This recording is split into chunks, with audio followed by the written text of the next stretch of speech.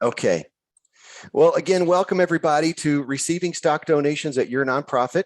My name is Bill. I am the founder and owner of Major Gift Solutions.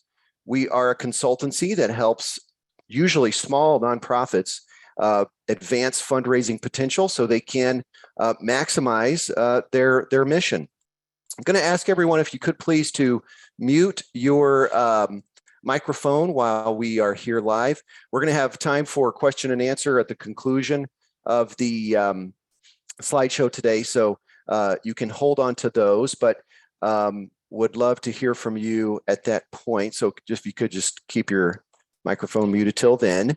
And as I mentioned earlier, for those who showed up a little bit earlier, love to hear about you. Who are you? Where are you from? I think we've got, just looking through the folks who signed up for our webinar and the folks who were able to attend, I think we've got several different states represented, in fact. So that's very exciting. So tell us who you are, where you're coming from, and if you're here on behalf of an organization, which organization is that?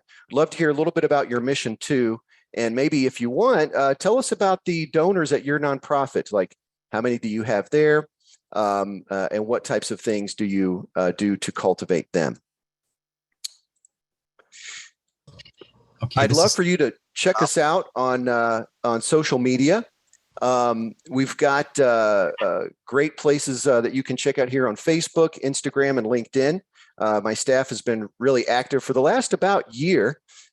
So go check those out. Give us a follow, give us a like, some good resources there that I think you'll find useful, as well as on our website, majorgiftsolutions.com.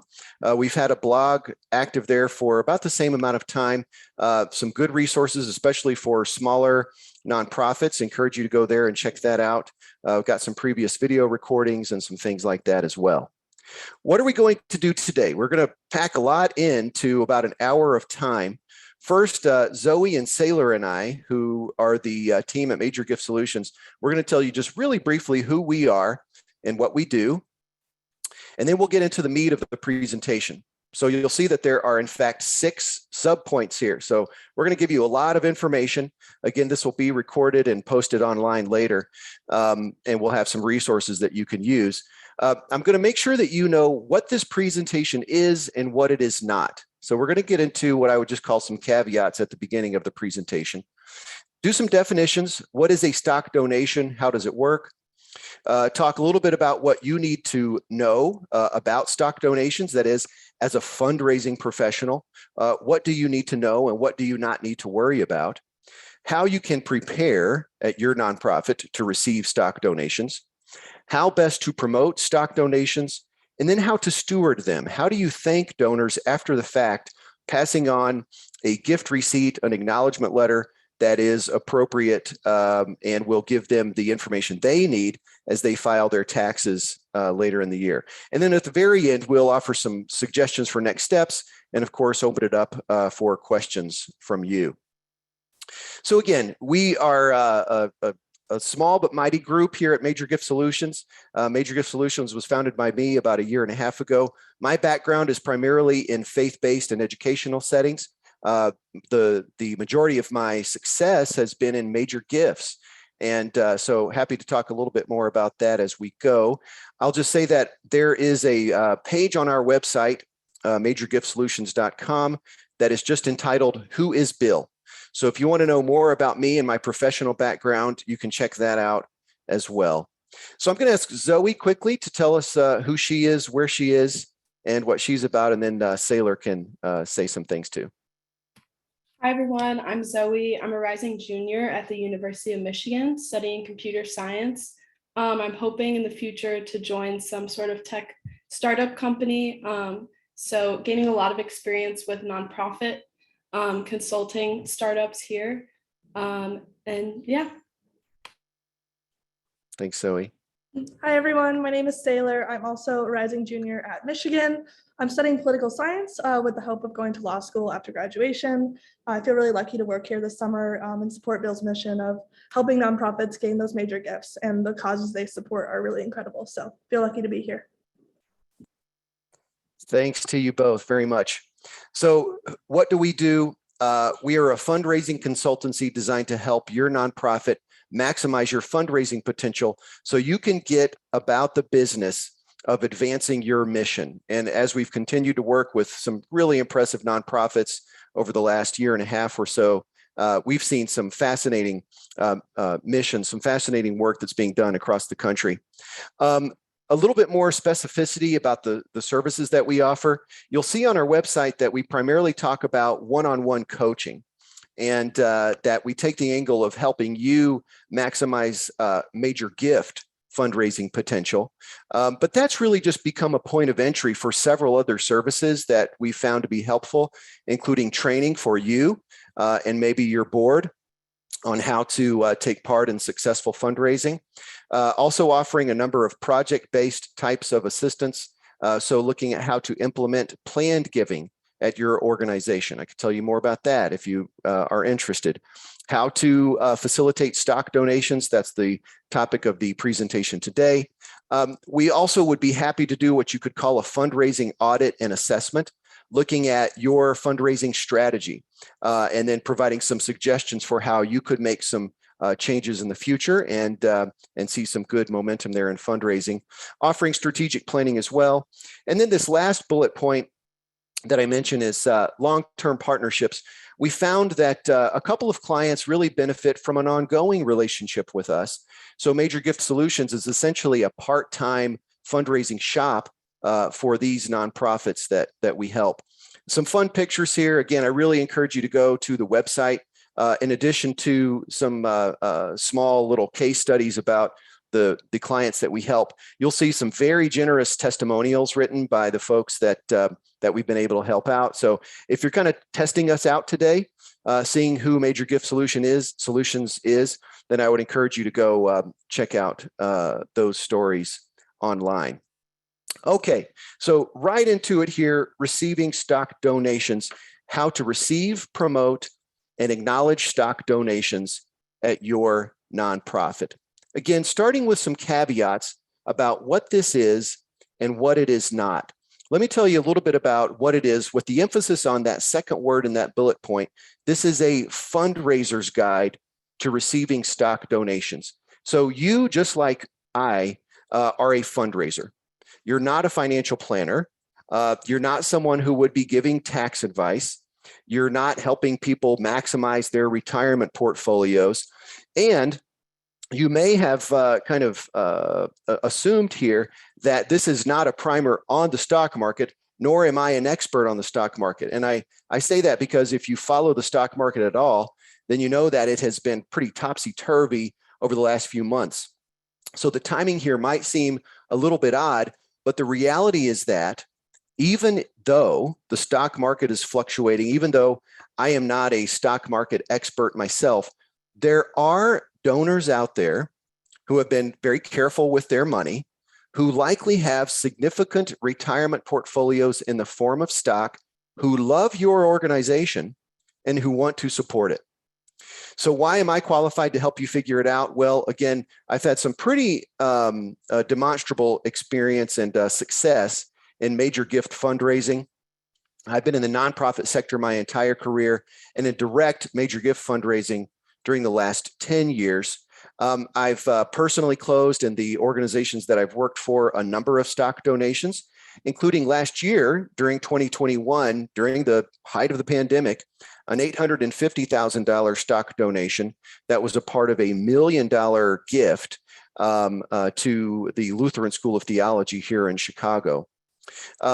Additionally, as a consultant, I've helped a handful of small nonprofits do these types of exercises that we'll be talking about today, that is establishing the ability to receive stock donations at their organization. I'm curious to hear from you, and if you could put this in the chat. So if you know how to use the chat function in Zoom, if you could please do that. Tell us on a scale of 1 to 10, what is your experience working with donors to process stock donations at your nonprofit? So just so we can get a sense of how experienced are you? Have you done this before? So you'd say, maybe I know a little bit about it. I'm a 5, or I'm a 6, or I've never done it before. I'm a 1. or I've got lots of experience, I'm a 10, and I'm kind of looking here to hone my capabilities. So it looks like so far we've got several ones and including a 0. All right, very good. Thank you so much for letting me know that. I appreciate that. Hopefully this will be informative then for everyone. All right, so into the meat of the presentation. First, talking about the definition of a stock donation. I used stock donation in the promotion of this webinar, and you'll hear me use it, of course, here throughout the presentation as sort of shorthand for what you could really call a gift of securities.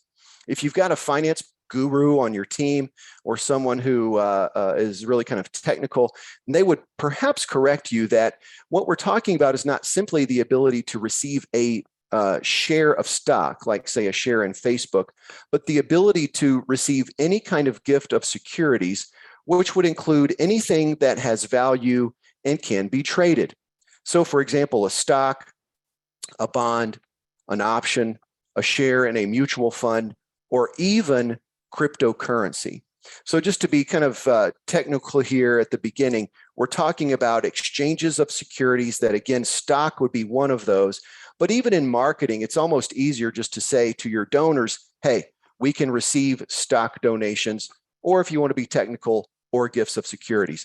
I put cryptocurrency there in scare quotes because it's slightly different, but analogous. That is, the brokerage activity that you will need to do to receive some cryptocurrency will be done typically through another party, and we'll get a bit into that here in a moment. On that note, I wanted to just tell you about one pastor. This is a small anecdote on a guy I'm just calling Pastor Harmon.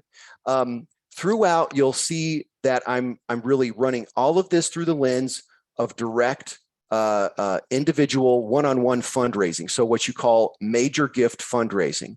That is the process of finding, qualifying, cultivating, and then soliciting and stewarding those donors who can give you the lead gifts, and as far as cash goes, really help your organization meet the bottom line, and then fall into this ability to really advance your mission well. So I bring up Pastor Harmon because I found him just as kind of a part of my regular major gift outreach. This was at the Lutheran School of Theology a couple of years ago. I was planning a trip to Southern California. And so I found about 70 donors in this geographic area of about 2 hours driving time who had given the Lutheran School of Theology decent gifts over the years. And I thought, well, these people will at least take a visit, and they might be interested, in fact, in making a larger gift. So I reached out to these folks. I sent them letters. I sent them emails. I made some phone calls. And this great guy, he had graduated from LSTC back in the 70s. He said, sure, Bill, I'll meet you for lunch. So we met. It was in Del Mar, California. Happened to be, it was for lunch. It was at this place that was right on the Pacific Ocean. They had removable walls. The breeze was coming in. I had left Chicago in the middle of November, and so it was wonderful to be there. And we talked, and he was talking about his kids and his grandkids and his experience in work and school. And at the end of the program, he said, well, Bill, I'm wondering, has anybody ever talked to you about cryptocurrency? And he said his son-in-law had convinced him a couple of years ago to buy 2 Ethereum that were valued at about $200 each. And when we had our visit, they were valued at about $4,500 each. So this would be a gift that together would be, it was $9,000, which in the grand scheme of things could be small, could be big for you. But it was a great example of what can happen when you're doing regular gift officer outreach, you're building relationships with people, and you're doing the internal administrative tasks to make sure that your nonprofit is ready to receive those types of donations. I came back to LSTC, we set ourselves up to receive that, and we were able to process that successfully. Now, what do you need to know to have similar types of experiences? Again, I want to just reiterate, you are a fundraiser. You're not a financial expert. So don't stress yourself out if you don't know all of the ins and outs about the stock market performance or different different sort of technicalities about securities or even definitions of what things are. Your primary job is relationships. And so you want to promote this unique giving opportunity and facilitate a positive and seamless experience for your donors. You're always thinking stewardship, making sure that they feel appreciated, valued, and that their desire to make a gift is easy for them so that they'll be ready to make a gift again in a year or two in the future. You want to provide the tools they need to make that donation. And you always want to connect the donor to your mission. Make sure you're reminding them of why they're making this stock donation. It's just kind of a technicality that will allow both of you to do the greater thing, which is advancing your nonprofit's mission. And then I'll say this here, and we'll come back to this. You'll see it in some of the language later and the examples that we use. You always want to refer your donors to their tax advisors and to their stockbrokers. Just kind of don't go down the rabbit hole of trying to give them tax advice. Know enough to do what you need to do, and then be able to just facilitate the donation. And then finally, I'm going to repeat this as well, but your goal should always be to get that stock liquidated and in your bank. And again, we'll talk about some ways to do that here in a moment, but don't kind of fall into the trap of thinking, okay, I need to play the stock market now. I got this Ethereum now in 2022. Well, maybe in 2030, it'll be worth triple. And hey, we should have held on to it. No, don't worry about that unless you work at a nonprofit that has a multi-million-dollar endowment and you are paying consultants to manage that endowment for you, and they will then maximize the return on your investment. If you're at the typical nonprofit in America, which has an annual budget of maybe in the hundreds of thousands of dollars, get that stock in your brokerage account, liquidate it, put it in the bank so you can pay your staff. I'll tell you real briefly about another donor. This is Mr. Teal, a wonderful man. This was the $1 million gift that I was able to close just a little over a year ago now. He's since passed. But this again happened through my regular outreach. He was a previous board member. He was in his 80s. I knew that he was very invested in the mission of this particular seminary because he was a previous board member. I also knew that he was a business owner of a rather successful family business. And so I reached out to him. I just kind of did my normal thing. I sent a pre-approach letter. I sent him an email. I made a phone call. And so it made that final phone call where I was asking him for a visit a little bit softer. It wasn't a cold call. Hey, Mr. Teal, will you meet with me, whom I've never met? Well, we met. I got to know him. I made a little presentation about the seminary, told him a little bit about what we've been up to, and we kind of left it at that. And then about 6 months later, I reached out to him again, and we began to talk about his giving. It turned out that just a year or two prior, his wife had passed, and Mr. Teal was ready to make significant donations to a handful of nonprofits. He ended up making $1 million donation. And again, approximately $850,000 of that was through stocks. And what I want to just kind of point out there is that there was no like magic wand that I waved. There was no secret sauce. It was just me doing the steady work of donor cultivation, casting a large net, connecting Mr. Teal to the mission of the organization that he loved, helping him feel confident in what we could offer. And then the transaction just kind of took care of itself. So into the meat of the technical parts here. What you're going to want to do is, let's see, what do I have here? 5 things. This is an overview of how you can be prepared to receive stock donations. So we're going to talk about establishing a corporation brokerage account, clarifying I'm just calling them appropriate numbers and instructions. Number 3, creating a stock donation instruction sheet for your donors. Then sharing this information with the appropriate donors and being ready to write an appropriate gift receipt or acknowledgement letter. Now, one thing I'll just quickly say for those who may watch this again or who may know a little bit about fundraising, I've left out anything about a gift receipt policy. You can do that if you want to, but it's an extra step that will require board interaction and buy-in and sort of different layers of approval. I kind of say personally, leave that aside. If you happen to know what I'm talking about, leave that aside and worry about it when you get a gift that you're concerned about. If you want to talk more about that later, I'm happy to. But let's go a little more closely into these different points here, beginning with establishing a corporation account. Now here, this is simply a brokerage account that you establish online through a brokerage firm that in the best case scenarios, you're already familiar with. So I say here at the very beginning, don't make this more complicated than it should be. If you are a professional in your 40s, I see we've got a few younger people here today, hopefully you as well, you're thinking about retirement. So that might be through something like Fidelity. It might be through JP Morgan Chase. It might be through TD Ameritrade or Charles Schwab. Go ahead and think about those institutions first. And you're going to want to go there because you kind of are familiar with them. And as we'll get to the next steps here, you're going to see that it will help if you already have a business relationship with them, or even in the better case scenarios, if say your treasurer or someone on your board has a personal relationship with these organizations. Now, in my research, I found another resource that's available. It's simply called Stock Donator.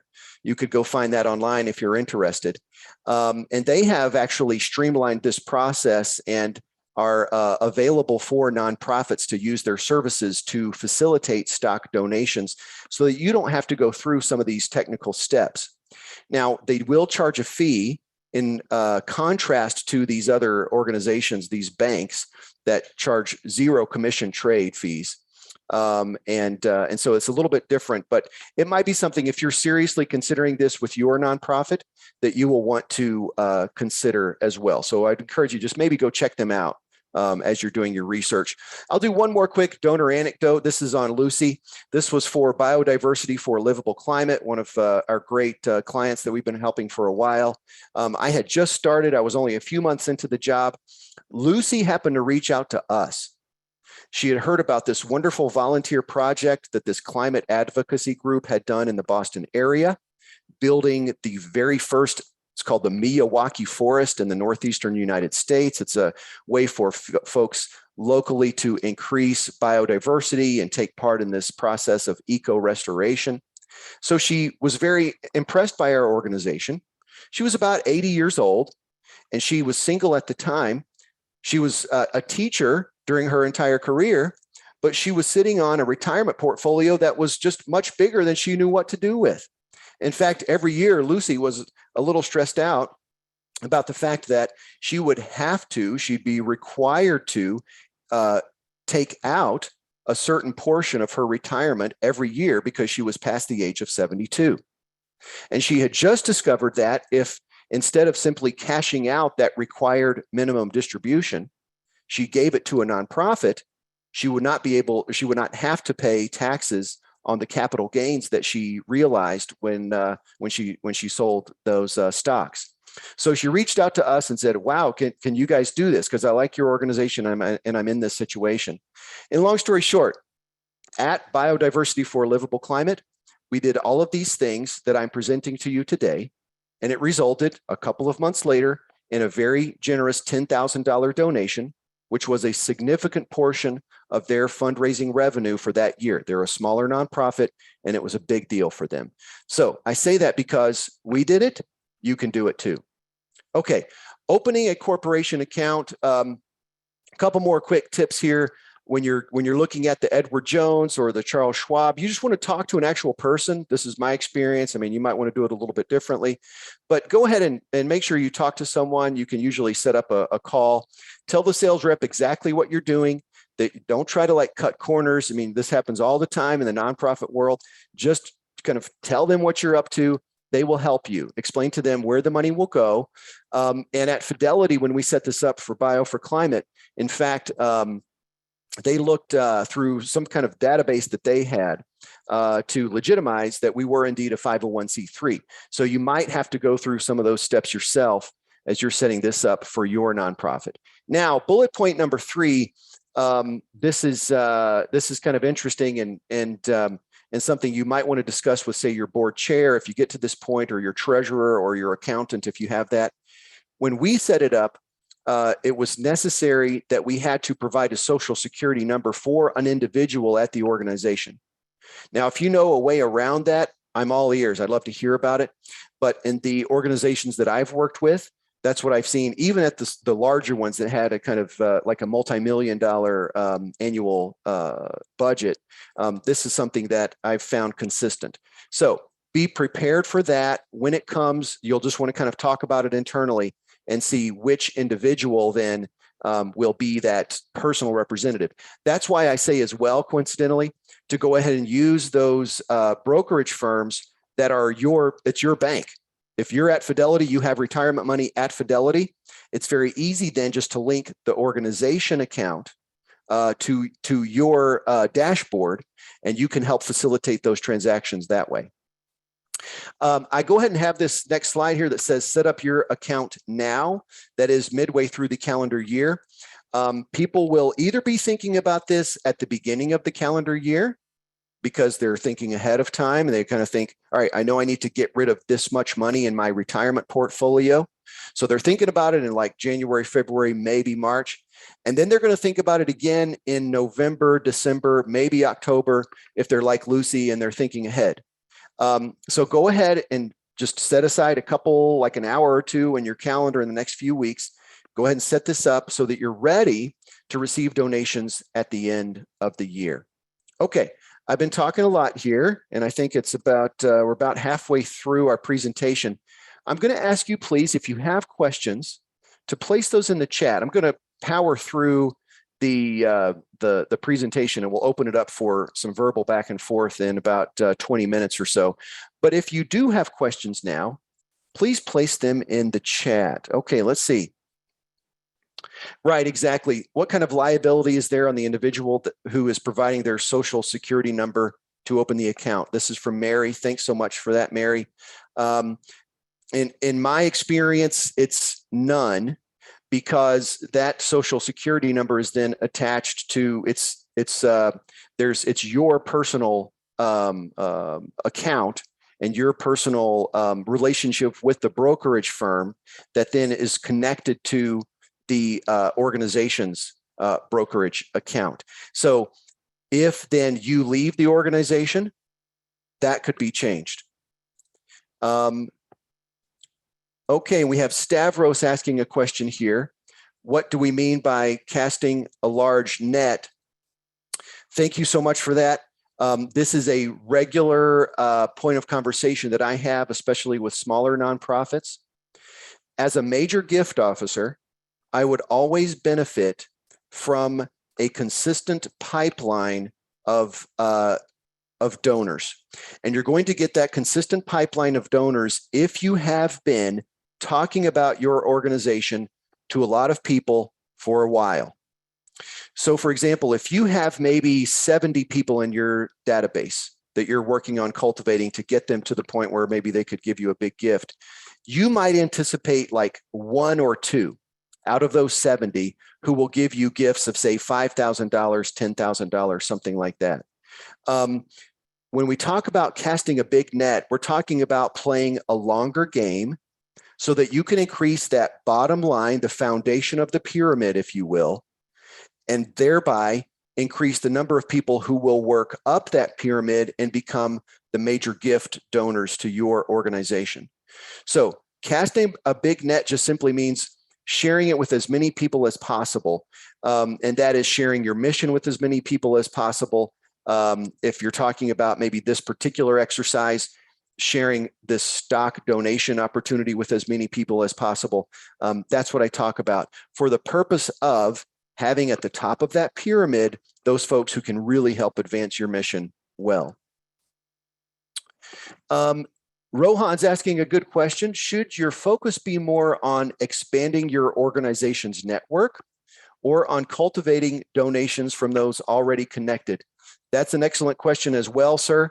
And I would say ideally a both and. Now, what I will say as well is that it's kind of tempting to want to receive the major gift, like to get $100,000 grant from a foundation.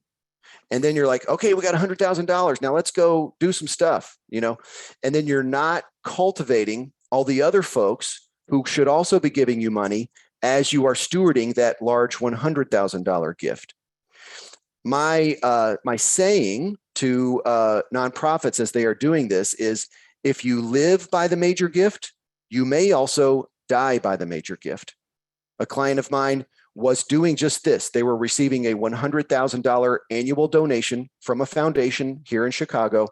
That foundation had a change of leadership, and they shifted their essentially their funding strategy. So this organization did not receive that money anymore, and they were scrambling to try to make up for that large gap because they had not done the work, in answer to your question, Rohan, of cultivating the smaller donors and kind of continuing to work with those who already know you.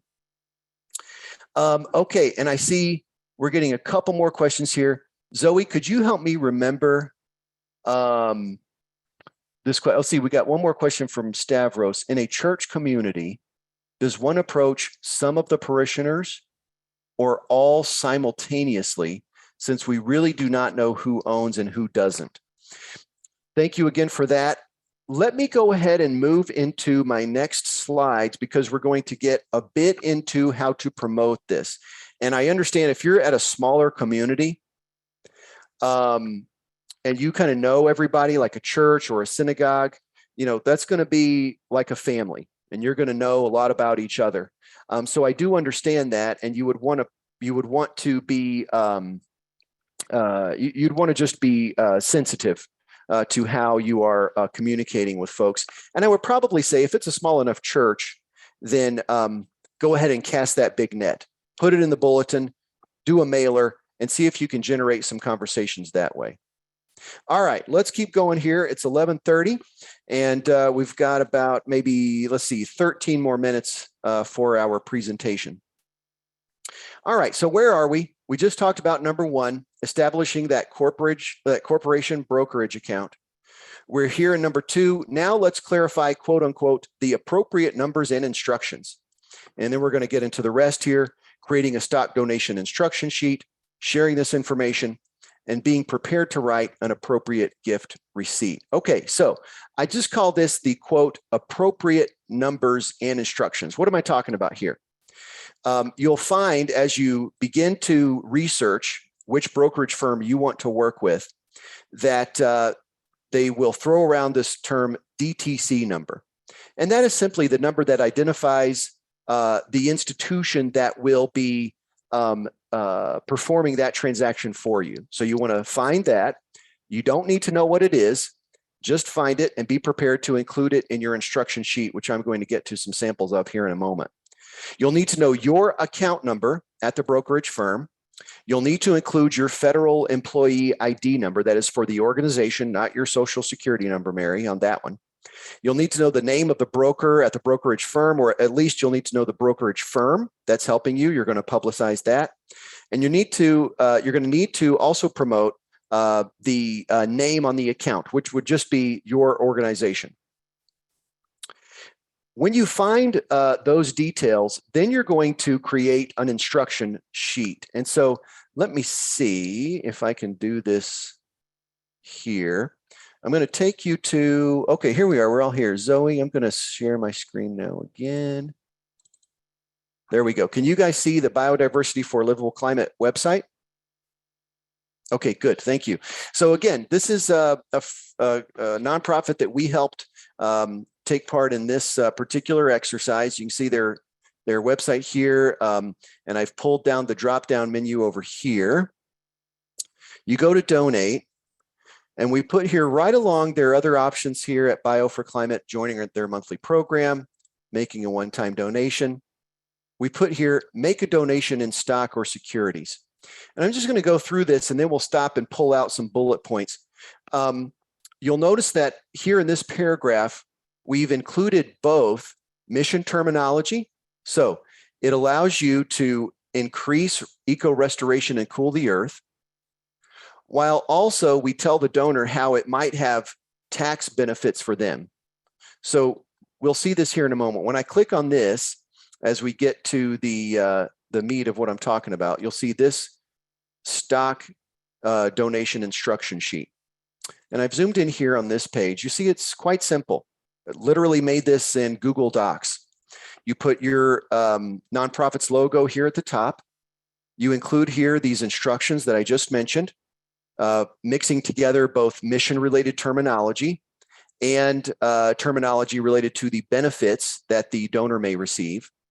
And I also have here some other information that I've included, sort of providing examples of what others will receive. So donors might give from their retirement accounts, mutual funds, or other investment portfolios, and potentially avoid paying taxes on capital gains. I also always talk about the fact that if you're over the age of 72, you're required to distribute a certain amount every year. And you also might find that there is a qualified charitable distribution that you could take advantage of as the owner of that retirement portfolio. And then always, always, always, I encourage folks to speak to their financial advisor about the best giving option for them. You'll also see then that we've included these steps.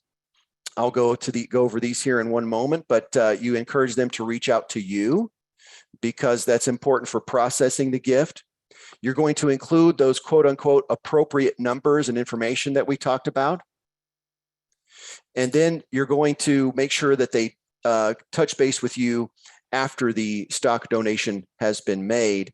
And then you finalize it with some final mission-related terminology. And of course, this legalese about the organization being a 501c3. Okay, so let me see if I can perhaps go back to sharing this.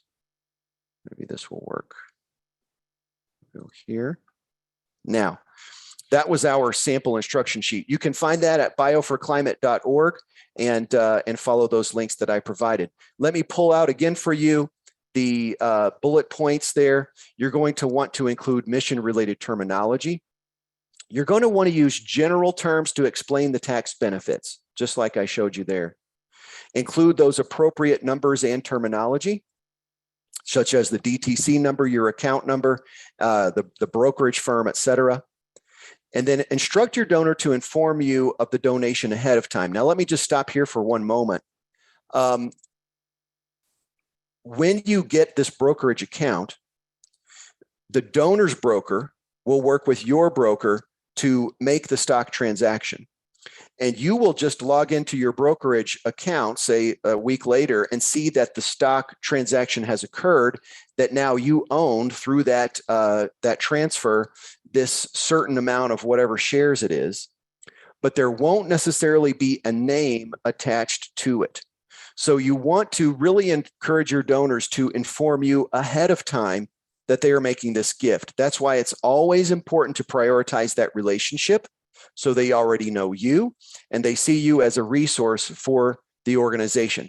When you do that, ask the donor to share the name of the security, the ticker symbol, the amount of shares that they intend to give, and then you always want to just make sure you thank them. But then, again, these are the things that you will be looking for from the donor, because this is what will actually show up on your dashboard of your brokerage firm. Okay. Now, sharing this information with appropriate donors, I think, Stavros, this might be a way of addressing your particular question here. These are some just very practical tips for how you could have a kind of targeted mini campaign, if you will. You're going to want to look for between maybe 20 and 100 donors that you can target for this. Use this process that I always talk about. I use personally, and I've used it as I am overseeing other gift officers. Send a letter to the donor. So send what I call a pre-approach letter, telling them about the good news that now your organization can receive stock donations. You're kind of softening the ground thereby by sending them the letter. I'm talking snail mail. Put it in the mail, sign it, handwrite their address on the envelope, make sure they open it. And then you're going to send them an email, and then you're going to follow up with some phone calls and Zoom visits as appropriate. And I say here that, of course, you can send emails to a much broader constituency, but as you are doing this work of major gift donor cultivation, then you're going to want to target maybe the smaller group of people who could make larger donations. And as always, prioritize the relationship, not the transaction. Now, what kinds of donors will you be looking for in that smaller list of 20 to 100? Here are some basically demographic points that you can consider as you are trying to find those folks who are most likely to make a large stock donation to your nonprofit. I mentioned age 72 because legally this is the threshold after which, according to when they were born, but this is the kind of typical threshold after which a retiree is required to make that minimum distribution from their IRA if they have the appropriate form of a retirement account. So of course you're looking for retirees. If I had $1 for every time I've sat in an 85-year-old individual's living room and had coffee cake as a fundraiser, I would probably be able to retire myself now. So those are the people that you're looking for. They're retirees. They're folks who have been accumulating wealth for a number of years. They're donors who have given to you in the past. They're previous business owners, maybe individuals with steady careers in a technical field. Again, as we saw with Mr. Teal, maybe a widow or a widower, and individuals who were able to have maybe a 401k or an IRA and have that those assets that they can then donate to you. And you'll find that this can become more and more attractive to donors because, again, they will be able to avoid those capital gains taxes that they will have to pay when they're required to begin pulling that money out of their retirement accounts. As you do this, be enthusiastic. Be proud of yourself and your organization, because having this ability to receive stock donations, simply putting it online is something that your church or your nonprofit can do, demonstrates that your organization is maturing. So go ahead and promote it with enthusiasm. And then finally here, let's talk about stewarding these gifts. And again, let me see if I can. Okay, so heads up, we're going to stop screen sharing for one moment. And we're going to go back over here to the gift receipt.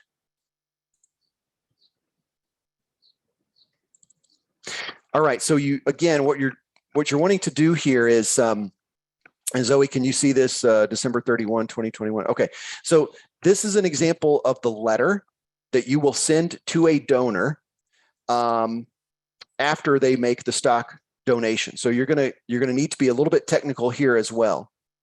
And this is coming straight out of an example for biodiversity for a livable climate.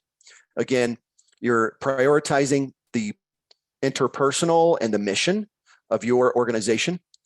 You're going to want to include the name of the stock, the amount of shares, and the date that it was received.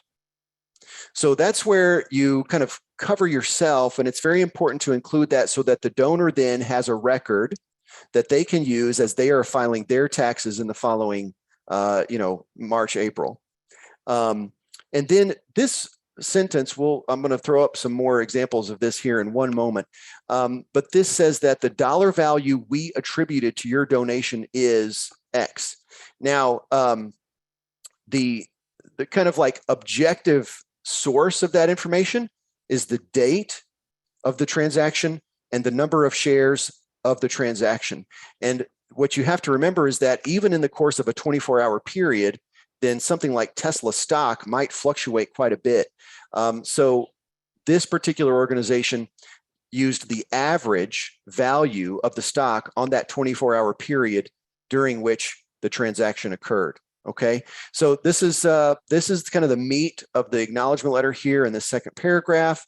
And then again, always you're going back to the mission here. Thank you for your generosity. Look at what you've been able to do. And you're enabling us to continue promoting the value of biodiversity, et cetera, et cetera. And this one here, we want to have it sent from the executive director because this is a pretty big deal. All right, so pulling out of this letter, what we want to make sure we include. Let me just give you a couple bullet points here, and then we'll finish up and open it up for questions. Fundraising non-negotiables. Always prioritize that mission-related language. The donor cares about their sort of tax implications because it's their money. But nonprofit work is always a holistic, subjective activity. So you want to connect to their heart, connect to their emotions. Don't just make it about the transaction. Be grateful, of course. Always be grateful. And in this letter, again, we sent it from the executive director to kind of show them the importance of it. You're going to include a few technicalities, as I pointed out: the name of the security, the amount of shares, the ticker symbol, and the date it was received. Okay. And that's really the most important things that you want to include in there for tax purposes, because then it's really up to them and their accountant to decide the value of the stock during that 24-hour period, or however they determine it. When I advise clients, I advise them to use this type of valuation language that we saw, where you're pulling that average of the price of the stock during that particular day. And then and you're telling the donor that, but again, it's up to them to value it themselves. So you could use this language: the average price of this stock on the day it was received was X. The value we have attributed to your donation is X, something like that. And as always, you're going to want to just make sure you talk to your accountant about the language that is best for you. All right. So I think, let's see, we've got, okay, got you. Tori is asking for another question, and et cetera. Now let's see. And I think maybe you weren't able to see my screen. Is that right, Zoe?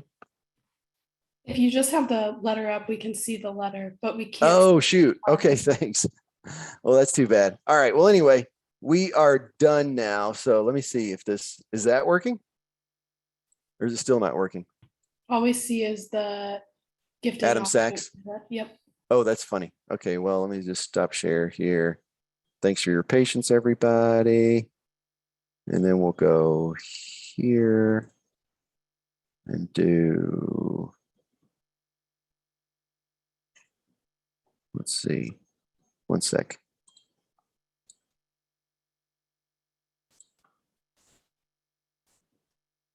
I'll do this.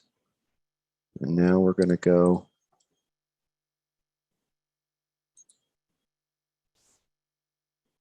Here. All right, there we go. So thanks for that. So we're basically at the end of the presentation. I saw a question from Tori. Can you say that again? Use the average value of blank over 24 hours. Yes, thanks, Tori, very much. So here's what I thought I was sharing. Let's go to this one. And let me see if I can get there. Here we go. Sample valuation language, Tori. What I typically do is you take the average price of the stock during the 24-hour period of the day in which the transaction occurred. Okay, so for example, in that the letter that I was showing you, that donation occurred on, I think it was December 28, 2021, and Tesla stock during that 24-hour period had a high and it had a low. You just take the average of those two numbers, and that's the number that you can put in your acknowledgement letter to the donor. Does that answer your question, Tori? Yes. Okay, good. All right, good. Let's see here. So we're at the conclusion, and now that I'm finally sharing my screen appropriately, I'll just ask you again to check us out on social media. Make sure you give us a like, give us a follow, check out our website, and we'd love to just stay in touch. You can reach out to me directly. We're kind of in growth mode right now and would love to have a conversation with you, so please reach out. Let's see, Zoe, if you could please stop recording. I'm going to stop sharing.